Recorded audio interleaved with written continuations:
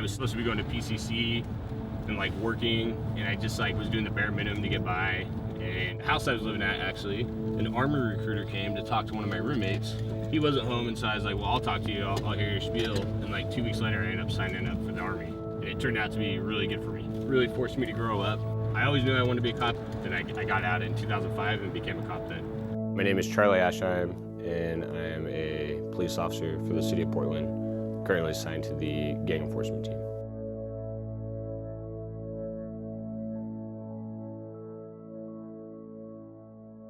We're based out of North Precinct on MLK and Killingsworth, but we work citywide and even go into Gresham, Beaverton, Salem, Vancouver, all those areas too.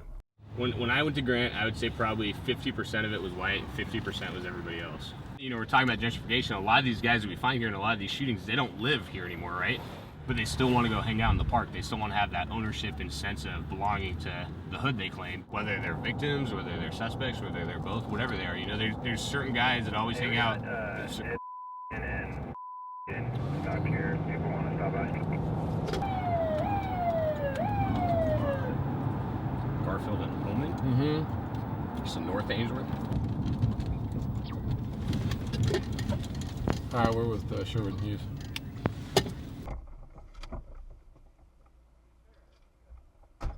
It's not like, well, this guy likes me. It's just like he knows, like he's gonna keep being what he is. I'm never gonna change. Senior. He's in his 40s. He's been a Curry Block gang member since he was a teenager. I'm never going to change that about him. And he's never going to change that. I'm going to stop being a cop in gang enforcement. The other brother who wasn't with him has been involved in numerous shootings. He was just shot. He was the guy who was shot at Laurelhurst Park. Is their brother. And when his son was shot just recently, that's why I talked to him and he shook my hand. He goes, oh, thanks, man. Thanks for being there at the hospital and stuff. You know, so he knows that we play that side of it also. Whether they're the bad guy or the victim, we're still going to be there and working the case and trying to resolve it. I mean, we honestly have a pretty good rapport with most gang members. I mean, we're not buddies at all, but they understand that, you know, we have our job to do. You have more of a relationship with them. You know how to build off of that and, you know, try to figure out what's going on to prevent that next shooting from happening. Hey now, look at you guys. I haven't seen this many people at this house forever.